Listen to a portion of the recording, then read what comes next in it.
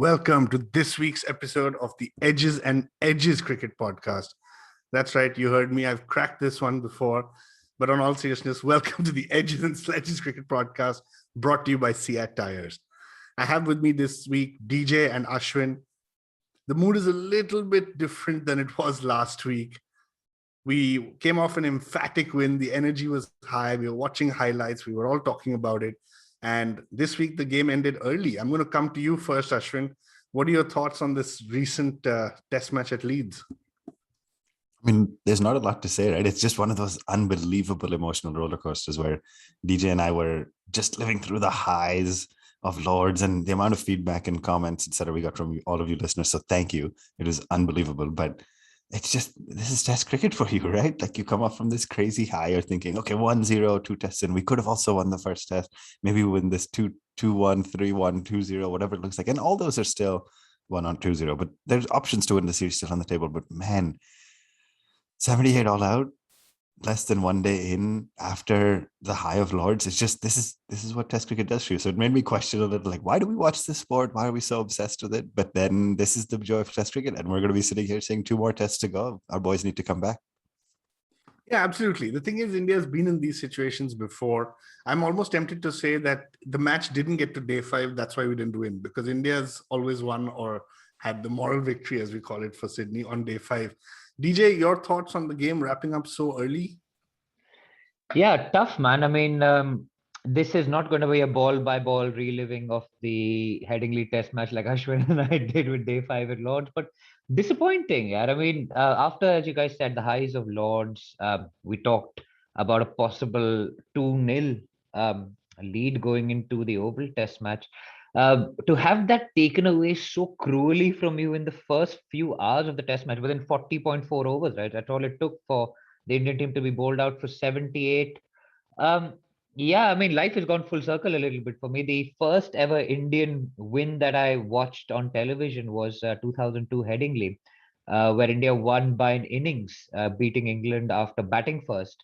We batted first again, but we've lost by an innings this time. So, yeah, that's test cricket. That's life. Up 1 day, down another day, but we live to fight on. And we're going to talk a lot about the last 2 test matches. But it's made the series interesting, at least, right? You don't want to see a 5-0 or a 4-0 brown washing of the English, really. It would be, it makes for a competitive series now. Yeah, absolutely. That's one way to look at it. Did you say brown washing? Yep. Okay. I guess that's the thing now. Okay, Ashwin, let's come to you first. Kohli, did he actually win the toss, or did Root put him into bat? I don't know. I mean, he should just not, right? Like he should just not. We criticize so much when he loses the toss. We lost the toss at Lords and won the game, and now freaking won the toss for the first time in forever, and we got crushed. So I petitioned to just not let Kohli go out to do the toss. Just let the other captain have it, do what he wants, and then we go with it. That's it. That's the new official proposal from Edges and Edges. And DJ, did Kohli miss something by choosing to bat? Because I was watching it. Like I always log in. I switch on the TV every time the toss happens. And when Kohli won and signaled we're going to bat, Joe Root had a huge smile on his face, which to me maybe signaled that he was going to bowl always anyway. So did Kohli get something wrong there? And let's not talk about team selection yet. We'll come there. But just on the toss and choosing to bat first. I mean, it's a great question, right? And Joe Root plays for Yorkshire, so he knows this pitch really well. He knows the conditions really well. Nasir Hussain, who's actually got the distinction of winning a toss and putting Australia into bat in Brisbane and having 360 for 2 against his team, he said that if the sun is out, bat first. If it's overcast, bowl first. You can't really fault Kohli's decision to bat first, because conventional wisdom says that if you win the toss, think about it and bat first. But you sort of think that given what happened at Lords on day 5, given where the confidence of those English batsmen would have been after being blown away inside 60 overs, given that Headingley, the first day is the best day to bowl at Headingley, given that England have been bowled out for 67 in the last test match they played here in the first inning. Yeah, we all remember the Ben Stokes innings, but they were bowled out for 67, right? Even when they batted second. So adding all of that together, maybe Kohli was influenced by the Headingley win in 2002, which is the last time that India played here. They managed to bat out the first session and went on and scored 620 runs. We didn't really get through the first session, which in hindsight doesn't look good, but a 50-50 decision for me, man. I mean, the thinking could have been either way. I just feel that the execution, I mean, obviously left a lot to be desired by the end of it, as we saw with the English team putting on 400 odd, right? So, um, with all the drama from Lords, I think we could have tried to bowl first, but it's not a decision that a visiting captain takes lightly, putting the home team into bat, because if it backfires, you're going to be criticized for it. Whereas nobody criticizes people for batting first. Remember Yeah. that. Nasir Hussain, you remember that Brisbane decision because he invited Australia to bat. No one criticizes a batsman for batting first, captain for batting first.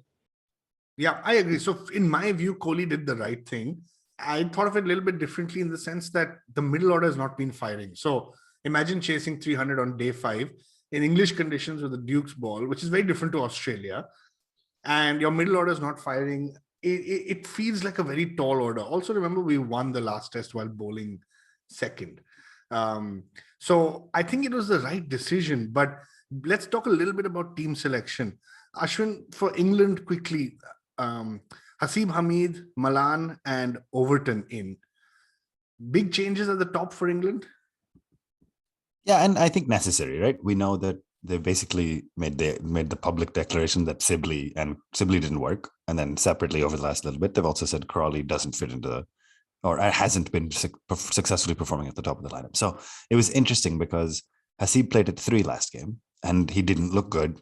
And a lot of the conversation was he's much more naturally an opener. He did better the last time he opened, etc. And so, again, hindsight, the change worked, but it was an interesting, smart change, I think, to bring Malan back at 3, push Haseeb back up the order.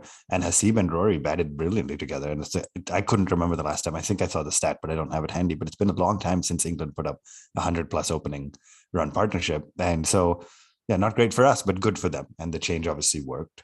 I think the bowling decision, I'm just trying to remember who did Overton come for Wood. Wood, that was injury prone. Yeah, it was injury. And Overton looked pretty good, and he did okay with the bat as well. So overall, 3 good changes for England. I mean, they've to have Hameed, Burns, Malan, and Root as your top 4, and if they're all firing, it's a pretty solid number 4 on paper compared to Sibley, Crawley, etc., which just wasn't working for them. Yep. And DJ, the Indian team unchanged. We kind of predicted it, but there was some speculation because the night before the test started, Kohli came on and said, there isn't that much grass on the wicket as we expected. So anything is possible. And he literally said that. Now, this is coming from an Indian team who started announcing their 11 a day before in confidence. They've now got Ashwin in the 12, making hints that he'll play. On the morning, he doesn't play. What's going on? A little bit of mind games, I guess. Kohli was also saying they're a little bit scared of us because they've taken the grass off the pitch. And I think it was just mind games, right? Like they're scared of our bowling and all of that stuff.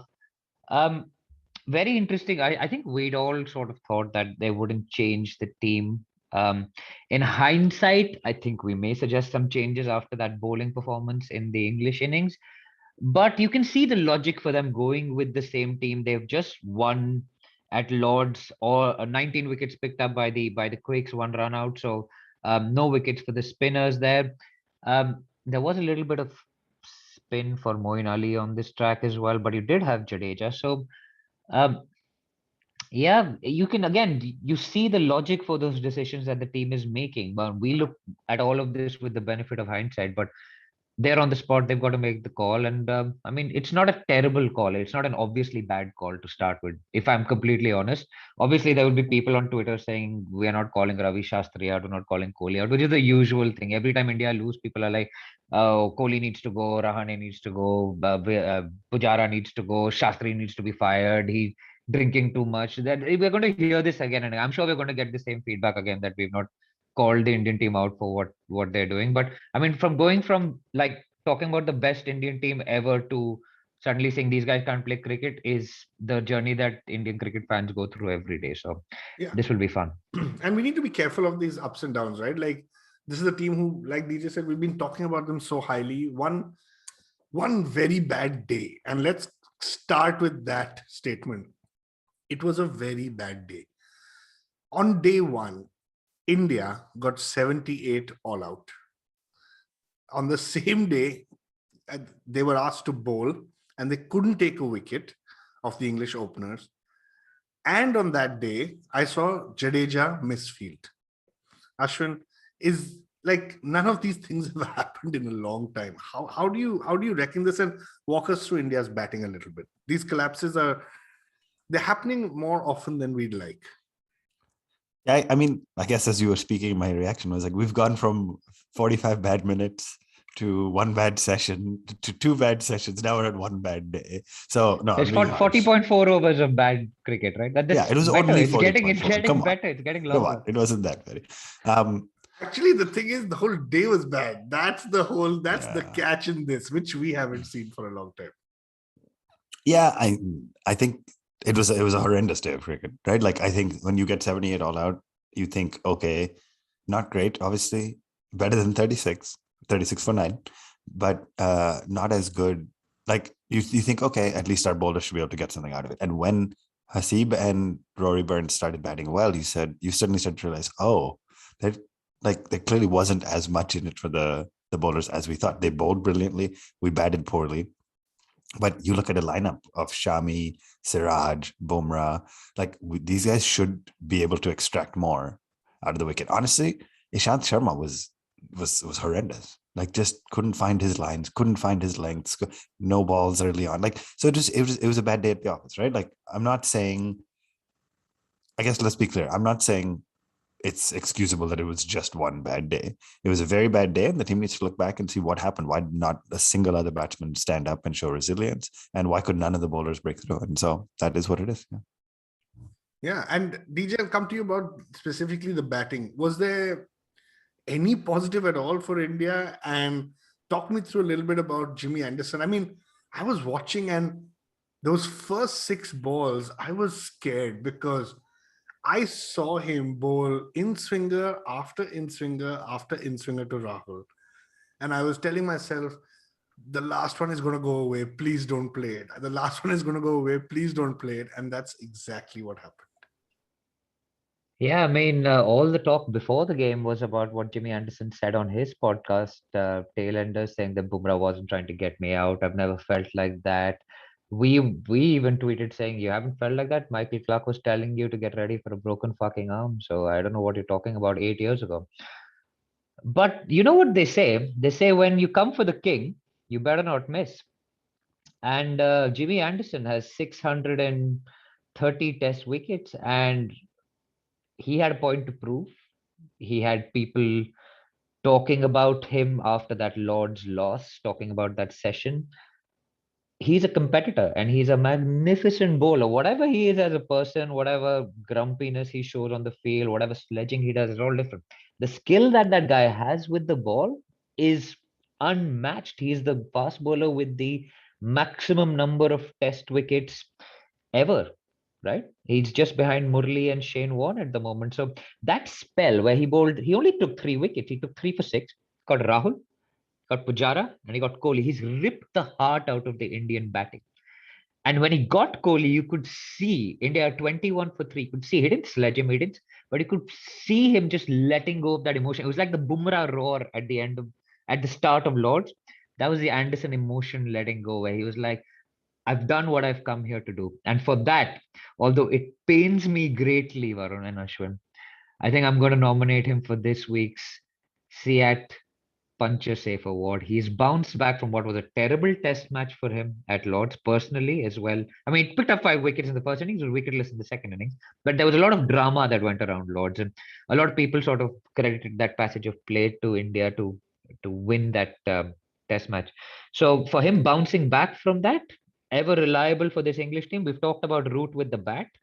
Anderson with the ball has been their absolute superstar. So 3 for 6 for that little spell. He takes the SIAT Puncher Safe Award for the week. Yeah, I couldn't agree with you more. I think he deserves that 100%. And I think it was very interesting. I feel like the English team had a strategy to say, let's just not engage in any conversation with Kohli. Anyone who's watched the test on Amazon saw the Australians start off the series with the same thing. It riles him up. It gives him that firepower that he needs. Do not talk to Kohli. And I think the whole game, there was not a single word said, right? after the Lord's test, or at least whatever I watched. But very interesting. Just a quick wrap on the Indian batting. I think Rohit Sharma looked fantastic. Like, he played 105 balls. Full credit to him there. But again, the way he got out, it just always leaves you questioning, why has he done this? He's done all the hard work. He didn't get much support, though. The Indian batting lineup read like a phone number, to be honest. Digits 017240803. That was the story. Rahane showed a little bit of resilience. Rohit batted well, but strike rate of 18, and India got 78 all out. So we're going to take a short break, and we're going to be back to discuss the English first innings on the other side of this break. Welcome back from the break. Ashwin, you talked a little bit about the English bowling, the Indian bowling in the English first innings. Let's talk a little bit about their batting. I mean, just before the break, I read out the India scorecard and digits. The English scorecard read completely different: 61, 68, 70, 121, and 29. I mean, that is probably the only time I have seen our bowlers where their shoulders were drooping. They didn't have an answer. Kohli wasn't running around. He wasn't chirping. He wasn't talking, egging them on. Pant was a little bit quiet. I'm not used to seeing that. Yeah, I mean, let's start with the visual that will stay with me the most, I think, from this test is that, you know how they show the summary scoreboard sometimes with your top run scorers and your top wicket takers?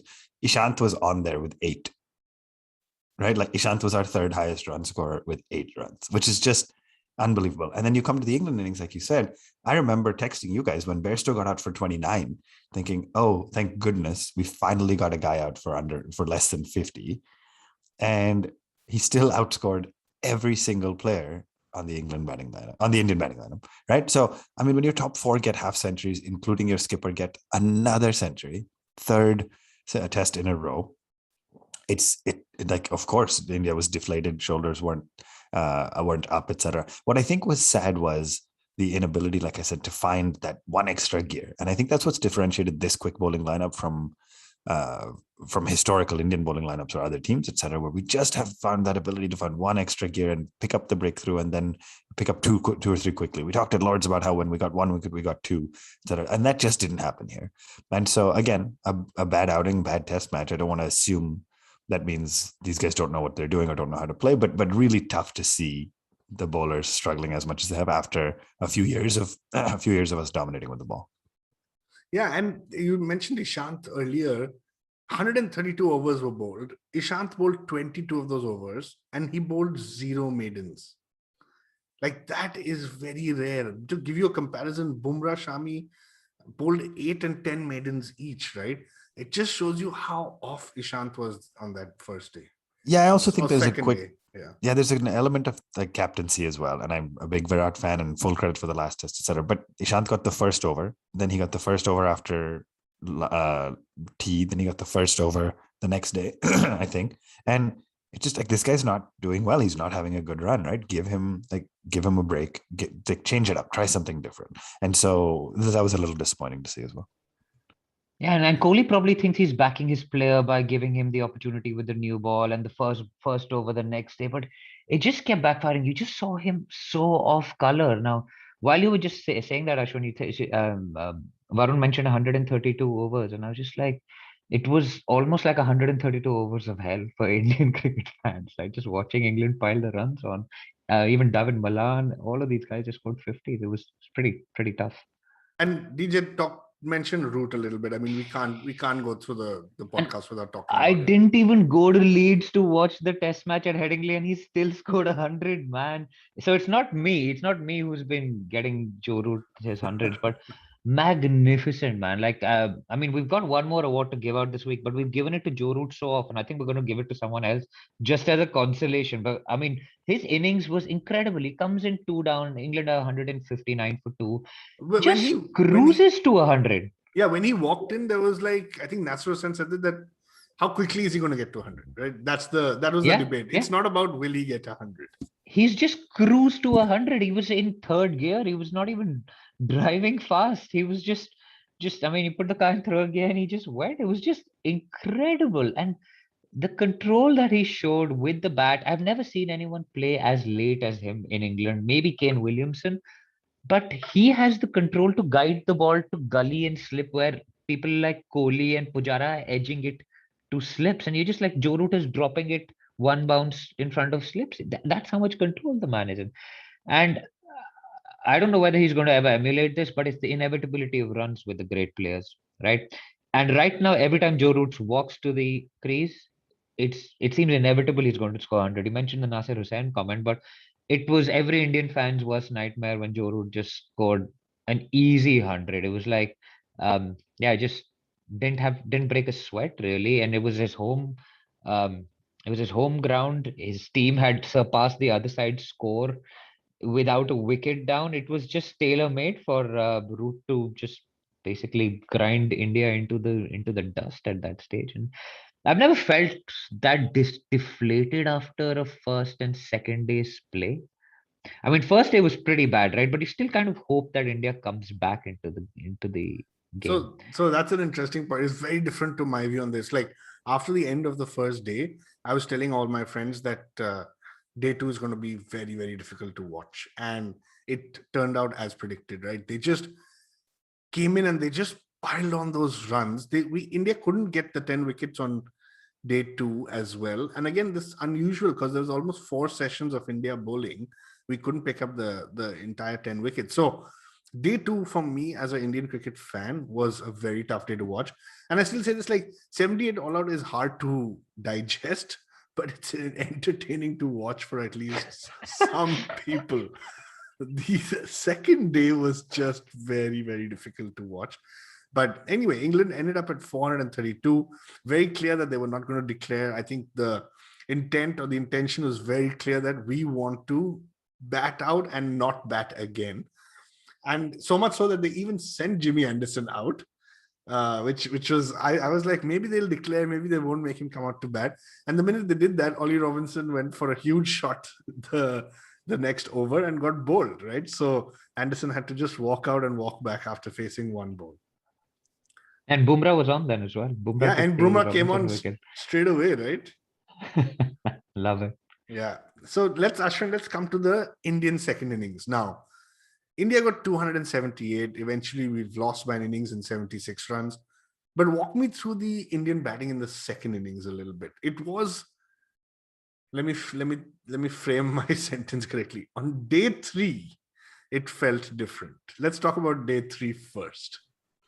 Yeah, and I think I was talking to one of my British friends, and this is where Test cricket gets you, right? It gives day 3 suddenly after 2 horrendous days. At the end of at midway through day 2, you're thinking, okay, I'm already thinking 1-1.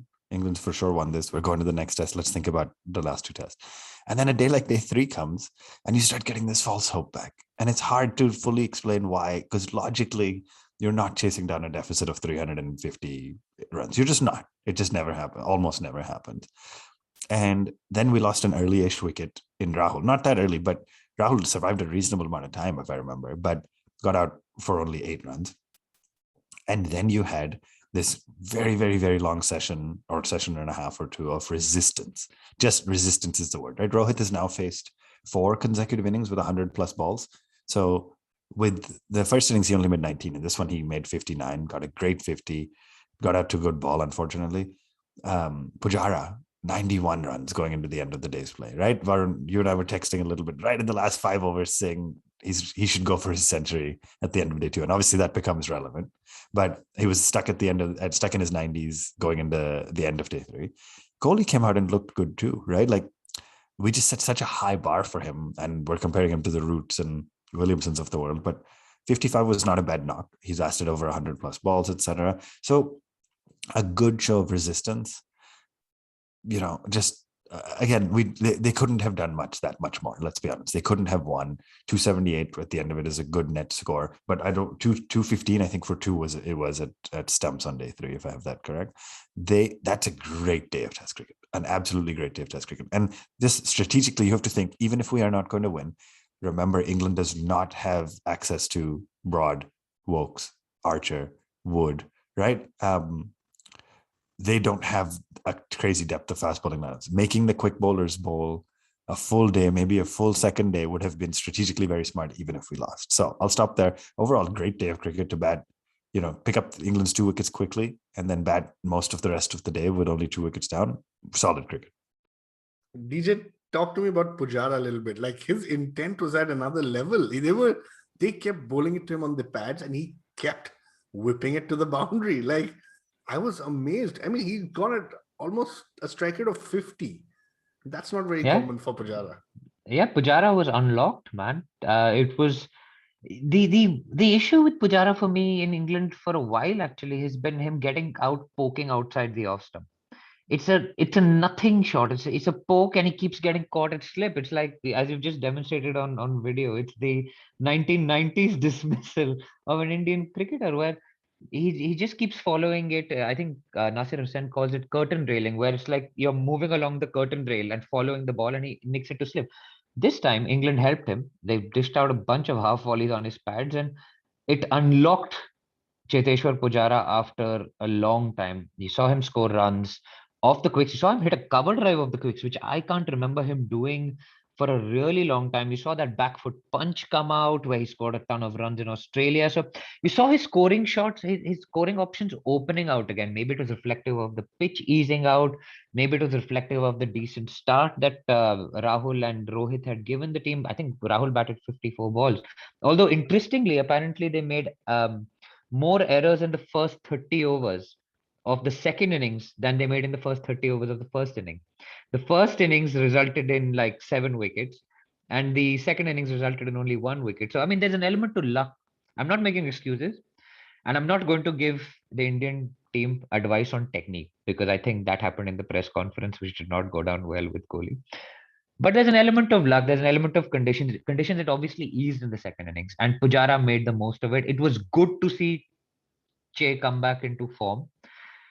Hard to see him, which we'll talk about later, not get to that landmark, not add to the overnight score, but so happy for him because you can see the work that goes into him and the grit that he shows. But just seeing him playing all the shots was great. It was just like he figured out a way to bat again. It was fantastic. Yep. And I think 3 of us on the podcast have been very kind of positive about Pujara. I have been negative about a certain somebody else, but the 3 of us have been positive about Pujara. Can I ask a question before we move to the other batsmen? What did you guys make of Rohit across this? Again, he's played over 100 balls in every innings, but he just hasn't gone out to get that big 100. And we are not going to win or even save test matches if the batsmen who've got in don't go on to get 100. You saw 3 batsmen get in the third inning. So I don't know, Varun, what do you make of Rohit? Like, it's frustrating, right? It's very frustrating, and you're going to get a lot of flack for saying that he should have made the 100 because everyone's like, he's the greatest test batsman India has ever seen. No, and he is, and it's a bit unfair to criticize the guy who got runs and he's the top scorer for the series, right? I get it. And I love Rohit as a test batsman, to be honest. Yeah, and I mean, we're all big fans of him. So the question is not that. The question is just, why is he getting out the way he does? Is it a lapse of concentration? And if I almost fear that if we were to go on a press conference and ask him, why are you getting out like this? He'll be like, this is the way I play. I have to attack the shots. And I mean, that's not like, okay, fine. Like, we get it. But something. Second innings was unlucky. I mean, that Hawkeye was just nonsense. I mean, that was not even hitting the stubs. It was didn't even take the bails off. You're just like, how have we given this out?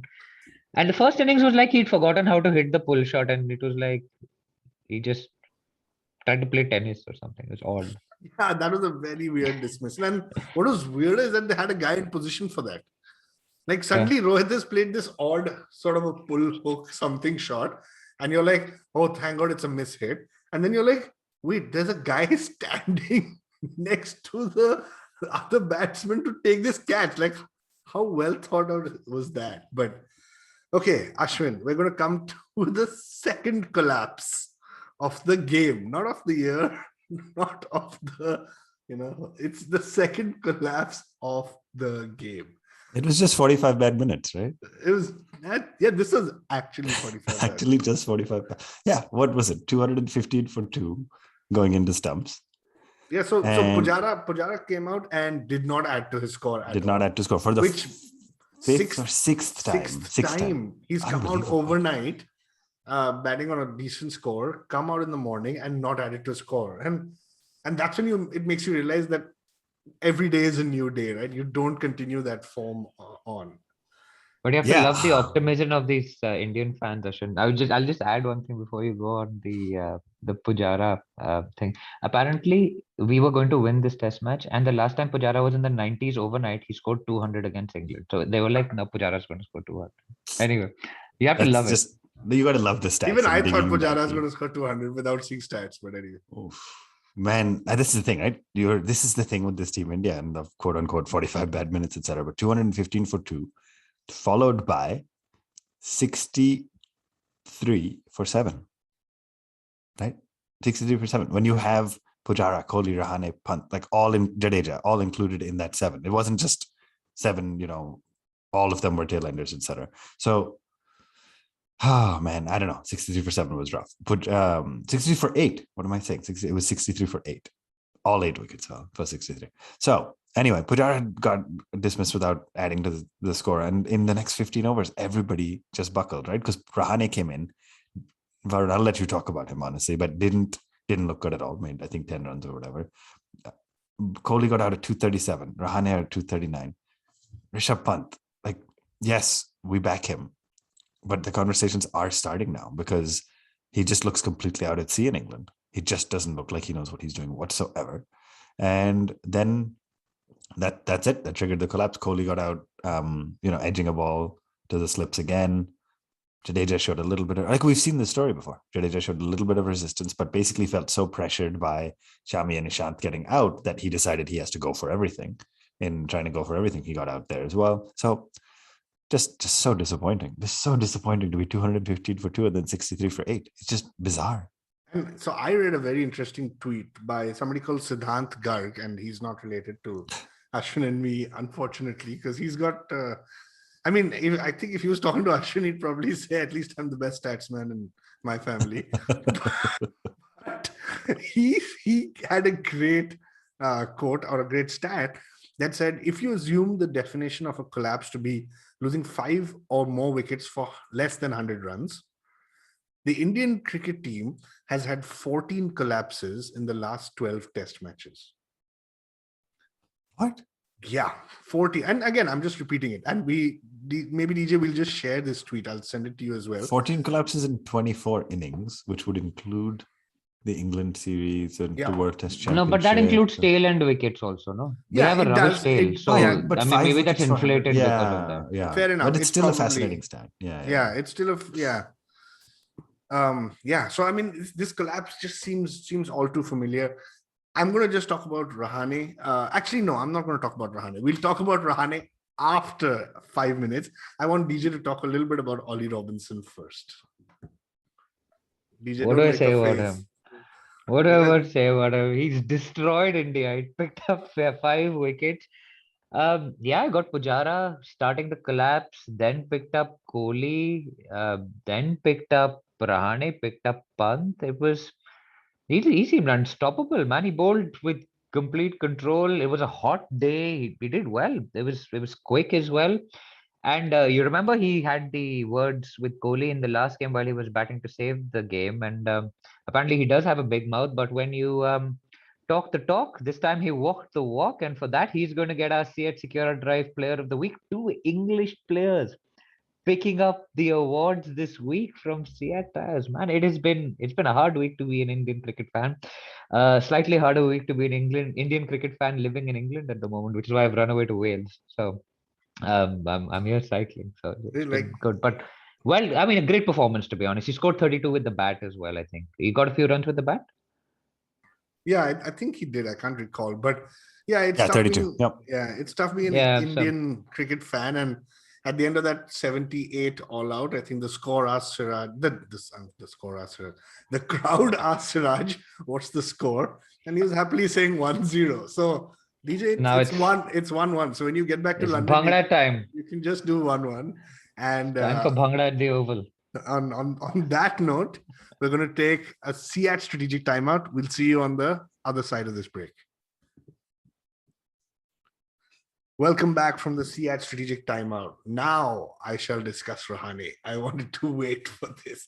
Okay, so let's unpack a little bit in this segment, talking about India's batting, some of the questions Kohli received, and what we're going to do for the next test. So, Rahane. Now, I've said it before. I don't want to get like animated about him again, but Ashwin, is this level of inconsistency acceptable in Indian cricket? Like, is it just that he was our captain in Australia?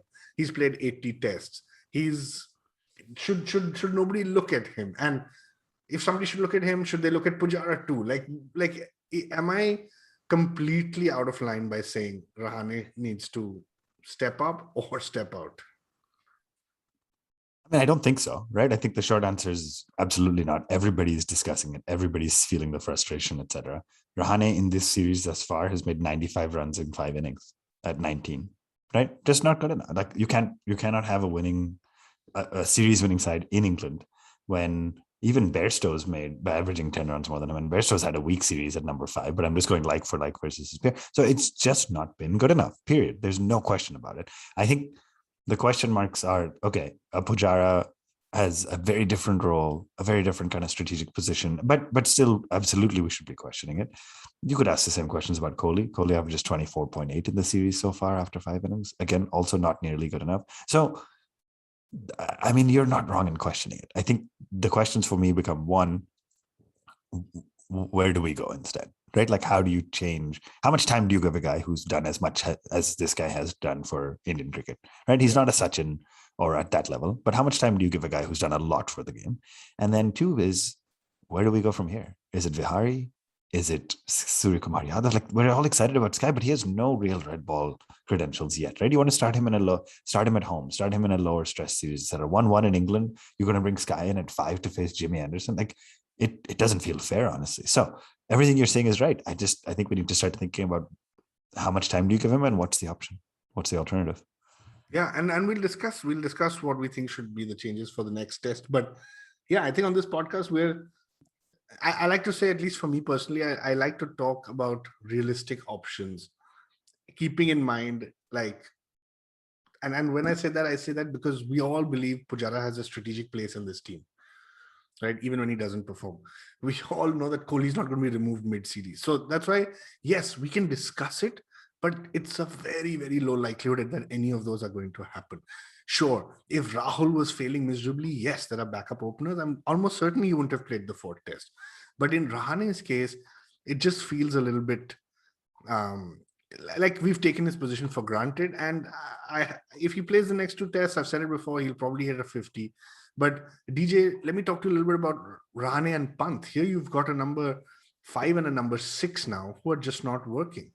And Kohli was asked the question at the end of the match, not in the press conference, directly saying, Pant's average is XYZ. I can't even remember it. How do you deal with that? Like, as a Pant fan, I don't think it's fair to call him out on this, but it is true. Our number 5 and 6 are not doing the job. What do we do about it? Just so the only person with a worse average than Rahane is Pant at 17.4, and Rahane is at 19, right? So they've both been crap. Yeah. Yeah, and they both sort of got runs in the World Test Championship final as well. So I think Pant got 40 and Rahane got 50. So they've been doing not that much for the Indian cricket team since they've got to England now.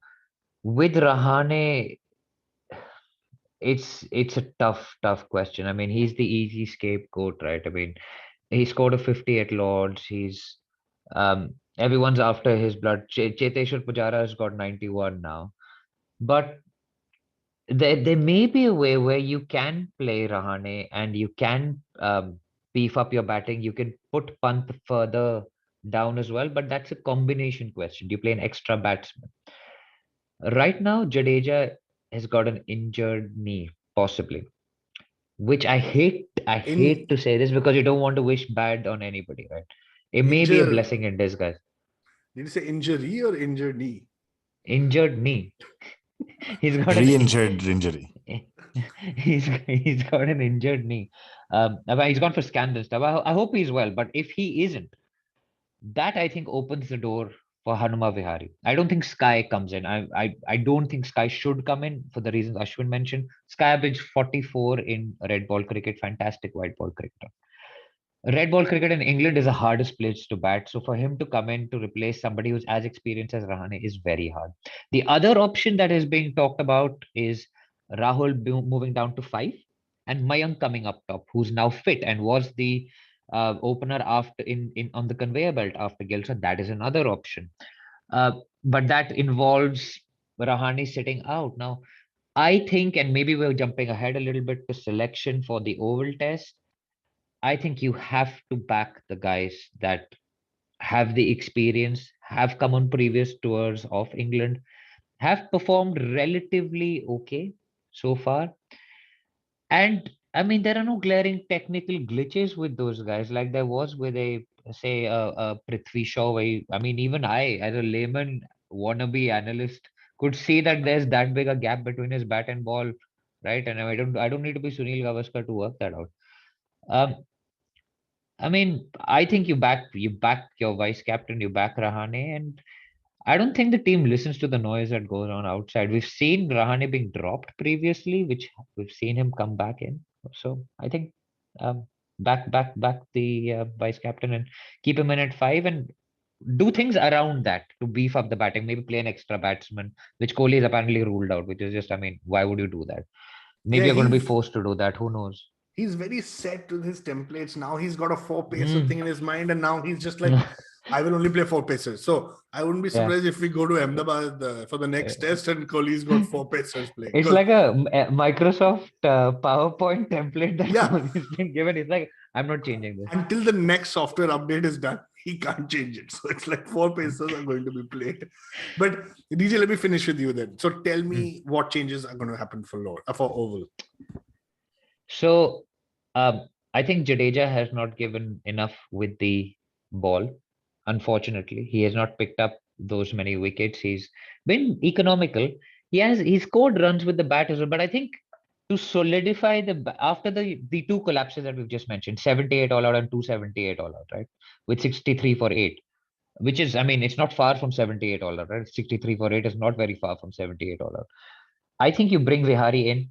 He bats at 6. It gives that cushion of an extra batsman. It gives Pant one spot lower. And there's been an argument for pushing Pant up the order to 5. I think who bats 5, 6, 7? I think Vihari can probably bat 6 and Pant bat 7. I think 8 has got to be Ashwin. I think Ashwin has to come in.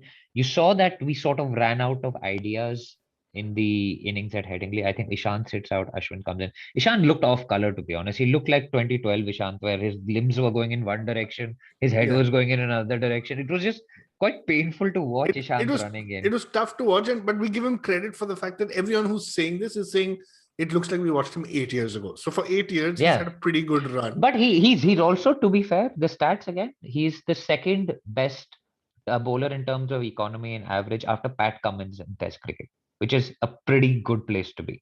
So I'm not bashing Ishant. I just think with that, give him a rest. He's had 2 test matches in a row. Let him sit out. And maybe he can come back at Old Trafford. But I think Oval, you have to play Ashwin. Ashwin comes in place of Ishant. And I think if Jadeja is injured, and even if he's not injured, we take a very serious look at Hanuma Vihari at number 6. He can provide some off spin, maybe not as good as Ravichandran Ashwin, but he can bowl the same number of overs as Jadeja has been doing, to be honest, at the moment. Jadeja hasn't bowled that much so far in the series and hasn't been as successful. So Ashwin for me and Vihari instead of Jadeja. Those are the 2 changes. Very interesting. So let me ask Ashwin about Jadeja and about Ashwin, right? You're asking our Ashwin or our Ashwin? I'm just trying to figure this out. But there was an interesting message I got today from a Jadeja fan saying that if Jadeja is injured, it might actually be the best thing for the Indian team combination. Yeah, I mean, it becomes an easy enough reason to let somebody else in, right? Like Rahul would not have opened for us, right? But the injury enabled Rahul to open. He came in, looked great, got on the Lord's honours board, all of that. So it's never great, never wish injury upon anybody, like DJ said. But it could open doors. I think just quickly, I think I'm going a very different direction than DJ is. I think we go one more test match with the same top Get six. another quick. Have No, 5 quicks. yeah, that would be great. I think we do one more match with the same top six. So Rahul, Rohit, Kohli, or Pujara, Kohli, Rahane, and Pant. I think at 7 and 8, where today you're playing Jadeja and Ishant, you bring in Ashwin and Shardul. That gives Ishant the break that DJ you've been talking about. And I don't think either Ashwin or Shardul is a good enough 7, I think combined you might get a good enough 7. And so I you're can't one. So believe you're my actually right on ears. batting. Yeah. Yeah. I'm No, not I saying I can't want believe- him to. I'm not saying I I'm want finished him to saying play. Did Shardul you say should who I play. did you say who I think who I want to play or who I think will play? I think if it's who I think will play, I believe they're going to bring in Ashwin and Shardul, because then you get Shami, Bumrah, Siraj as your 3 extreme frontline quicks, Shardul and Ashwin both as like very strong bowling all-rounders, not all-rounders, nothing close, but one of them could click and give you a number 7 bat. So just a thought.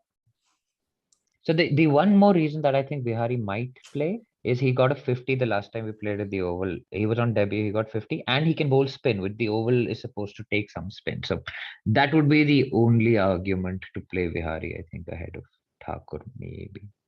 Those two arguments. Yeah, it's this is not easy, man. Like for me, I would bring Ashwin in, and I would bring Vihari in. So I think my team is closer to DJ's, to be honest. And I just see the value of that extra batsman, especially when you're having so many collapses. And yeah, DJ, you mentioned the last time at Oval, but the last time Vihari played, he batted to save the test, right? And almost at the expense of his career. So I hope Vihari comes in. I hope Ashwin comes in. I hope India turns around their fortunes. But DJ, maybe we slot Jarvo into the batting lineup. What do you think about that? I don't know. I think it was funny the first couple of times, but now people are getting really annoyed with him because I mean, it's a bit annoying if you're like Kohli and you're coming out to bat. Like this guy comes out and takes guard and stuff. It's a bit disturbing, dude. Come on. I mean, it was funny once, right? And it was like he came out after lunch and it was like not while a game was on, but it's a pretty tense situation. In India is like 100 and something for 2, and Kohli comes out to bat and Jarvo comes out to thing. So apparently he's been banned from Yorkshire for life. There was some thought about like charging him for stuff, but I mean, jokes apart, it's funny, right? But like he doesn't have any like bad intentions. But what if there's somebody with like we all we don't want to think about it, but like Monica Seles was stabbed on a tennis court. It's a pretty like there are all sorts of nutcases out there. The security needs to be sorted out.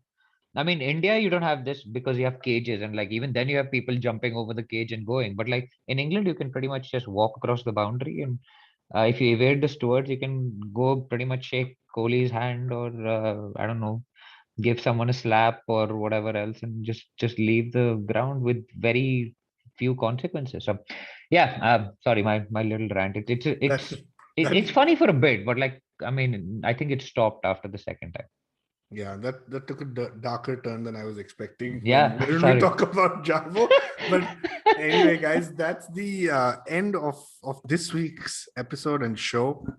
We really hope Jadeja is fit, and I think we all hope that that Kohli picks the next team based on like the pitch, right? The merit of the pitch. So with that, DJ, I'm just going to hand over to you if you want to do our last quiz section. Yeah, we have this is your last chance to enter the hashtag bat with Siat competition for the month of August. And it's going to be the last bat we're giving away, guys, during association with Siat. So yeah, write in with your answer to the following question: which is the Indian record holder for the maximum number of sixes in a test innings? Not the world record holder, not the record holder across 2 innings. A single innings, who has hit the most number of sixes as an Indian cricketer. He's an active Indian cricketer, opens the batting and holds that record jointly with Navjot Singh Sidhu. So write in with the hashtag bat with Siat. Guys, if you're watching this on YouTube, please do like, subscribe, etc., etc., etc. Leave us a review and all of that stuff. And Varun, what is your prediction now for the series? We should talk a little bit about where the series is going to end up, right? Before we wrap. Yeah, so 1-1 after 3 tests. I don't know what the weather forecast is like, but Let's assume the weather is okay. Let's assume the weather is okay. I'm going to say 2-2 actually. So I'm going to say the series is going to end 2-2. Ashwin, you? Ashwin? I'll say India wins 2-1. DJ? With the weather, there's going to be a draw, not Yeah. weather affected. Yeah, Vihari's going to bat Vihari's for gonna 2.5 bat. days. Vihari and Shardul will bat for 2.5 days. At the end of Okay, day guys. 2, at the end of day 3, it was really funny because I think either one of you said it or I said it to one of you that Pujara should just bat till Diwali. Yeah, So I that think would be- if Pujara and Vihari can bat till maybe Christmas, I think it's a good outcome. Okay, guys, I'm going to go radical here. I'm going to go India wins 3-1. And I'm going to say that because we bounced back from Adelaide 36 all out. We bounced back from Perth on the tour before that to win that series. We bounced back from Chennai early in the inning in the year. I feel this team has got it in it. I think England have done well, but it was a tough day in the office, a bad day in the office. We've all had that. I'm going to go with India to win the next 2 test matches, to take a historic test series win in England on the record. There you have it. Come on, boys. DJ predicting India to thrash England sitting in Wales. That's the end of our show. We'll see you next week. Thank you guys for listening.